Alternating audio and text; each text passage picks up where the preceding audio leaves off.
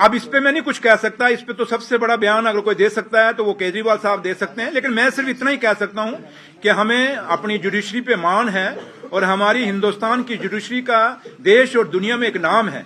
और आज जो जुडिशरी ने फैसला दिया, ऑनरेबल जजेस ने फैसला दिया है, वो बाबा साहब भीमराव अम्बेडकर साहब का जो आइन है उसका सम्मान हुआ है। तो इसलिए आज जो फैसला हुआ है, जो एक भरोसा आपको, हमको, और क्योंकि आप जिनसे मैं बात कर रहा हूं, आप भी एक स्तंभ हैं इस डेमोक्रेसी के।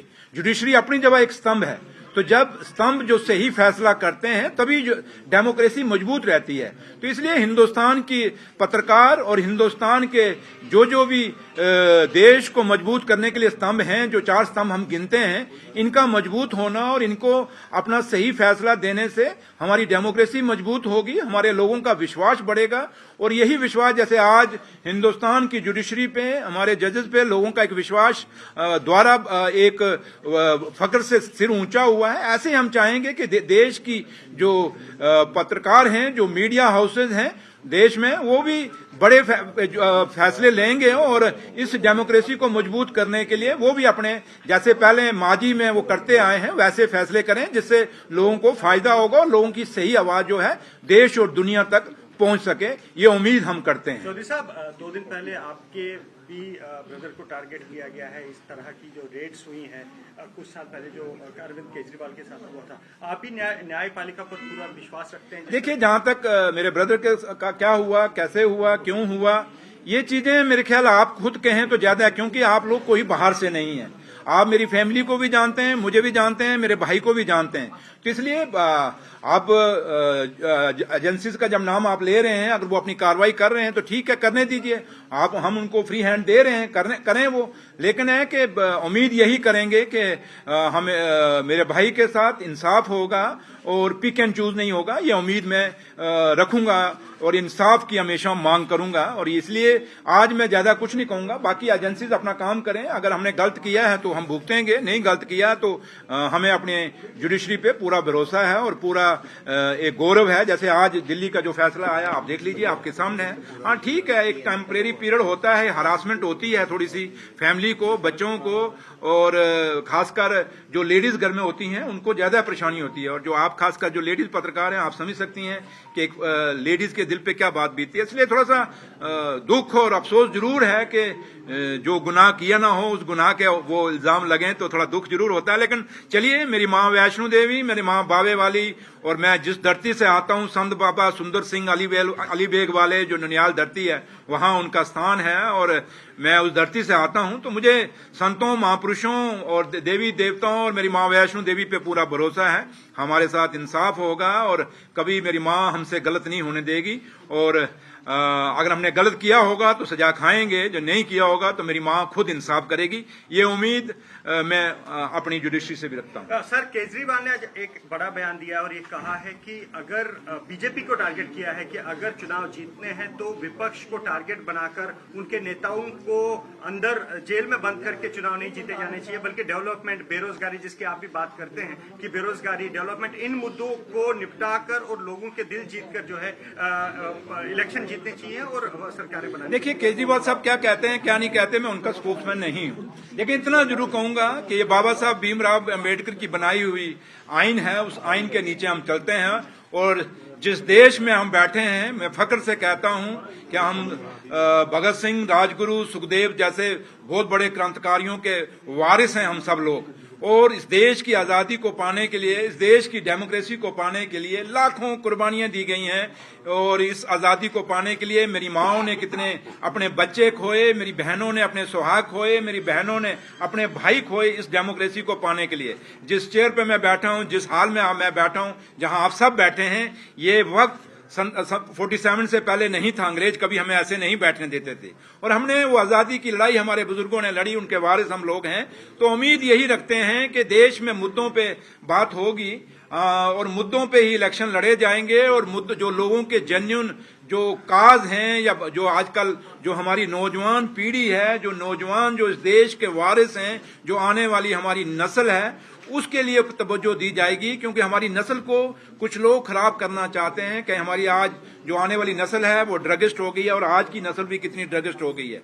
और बेरोजगारी बहुत बड़ा मुद्दा जो है आज देश में और खासकर जम्मू कश्मीर में खड़ा है हमारे सामने। इसलिए आज नौजवानों को उनके ग्रीवेंसेस को एड्रेस करने का हमें कोशिश करनी पड़ेगी, चाहे वो जम्मू कश्मीर की सरकार है, चाहे वो दिल्ली की सरकार है। इसलिए हमारी सोच, हमारे विचार लोगों के मुद्दों के ऊपर होने चाहिए, ना कि हम एक दूसरे के ऊपर इल्जाम लगा के उनको बदनाम करने की कोशिश करें।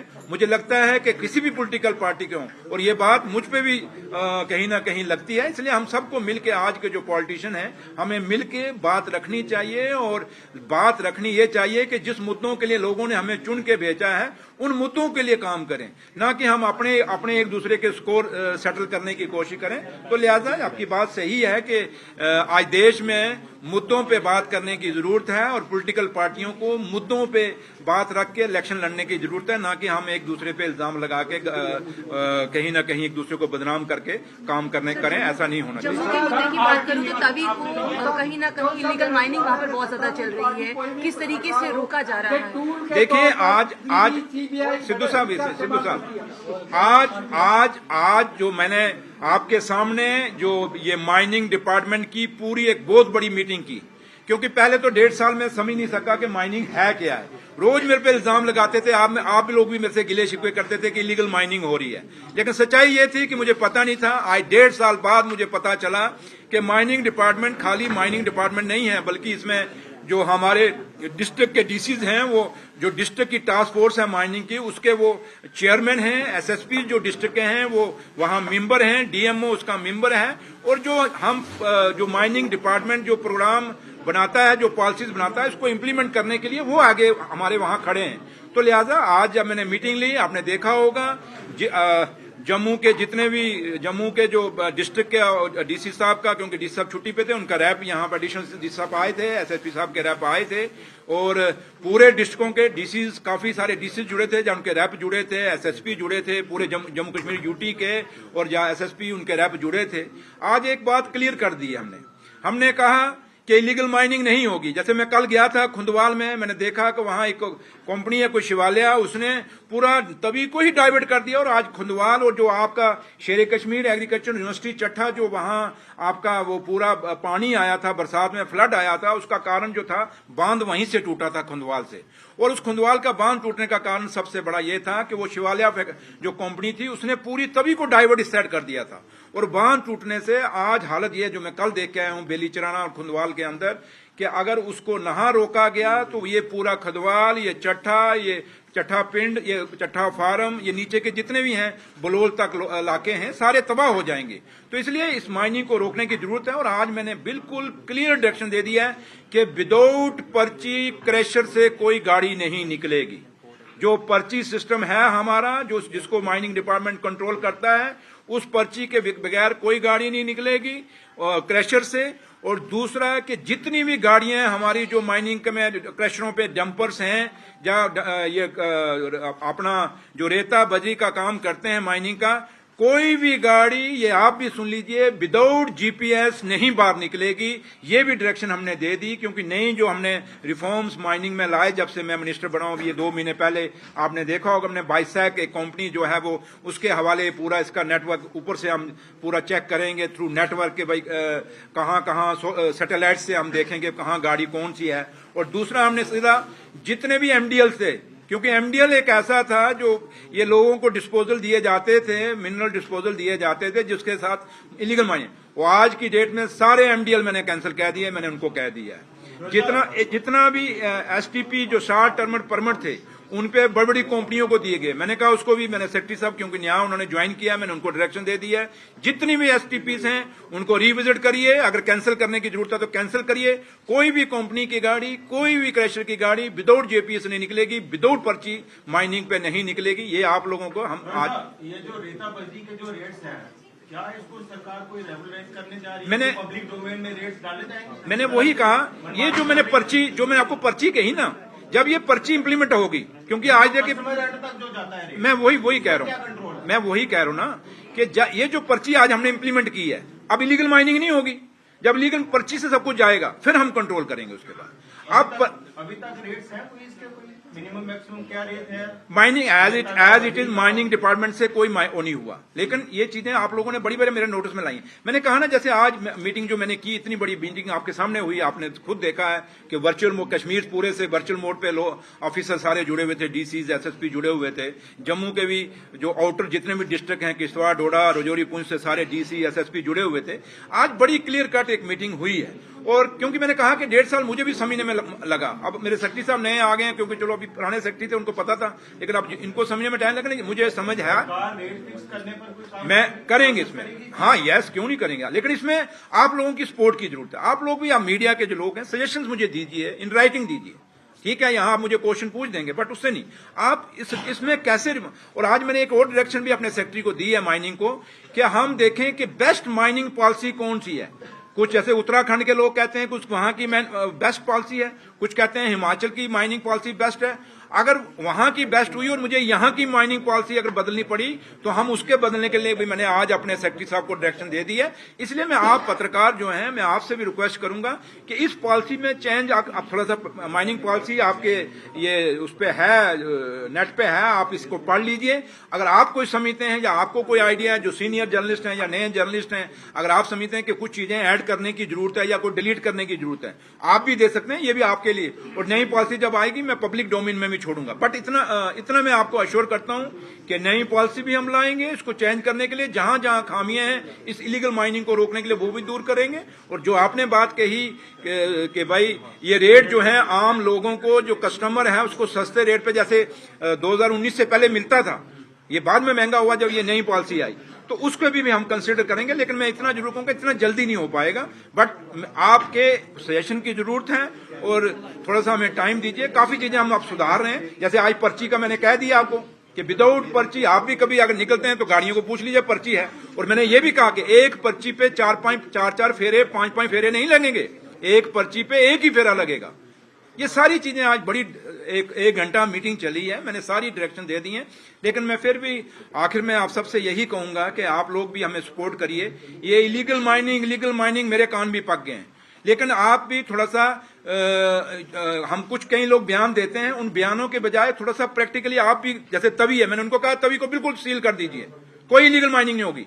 और डिगिंग 1 मीटर है तो 1 मीटर से नीचे कोई नहीं जाएगा। ये सारी चीजें मैंने आज कही। सर पिछले कुछ दिन पहले ना, आपने बड़ी अटपटी बात है कि एक चीज बिक रही है, उसका कोई कंट्रोल ही नहीं है, सरकार का कोई कंट्रोल और कमांड ही नहीं है उसके ऊपर। नहीं देखिए सुरेंद्र जी, एक चीज मैंने कहा ना आपको, सरकार बने अभी 1.25 साल हुआ है, हमें इस माइनिंग को देखिए, एक बड़ा एक बिखरा हुआ सिस्टम था मेरे हाथ जब ये चढ़ा है। और जब हम बिगड़ा हुआ सिस्टम जब हमारे हाथ में चढ़ा है तो उसको सुधारने में टाइम तो लगेगा। लेकिन मैंने कहा ना कि हम जहां तो हमने बिगाड़ा है, जहां हमने पॉलिसी बनाई है, ना पॉलिसी हमारी उमर अब्दुल्ला सरकार ने बनाई, ना हमने ये माइनिंग का माहौल बिगाड़ा, ये हमें माजी से मिला है। और एक चीज बिगड़े हुए निजाम, घर में अगर कोई चीज बिगड़ जाए जनाब, उसको भी तो टाइम लगता है सुधारने में।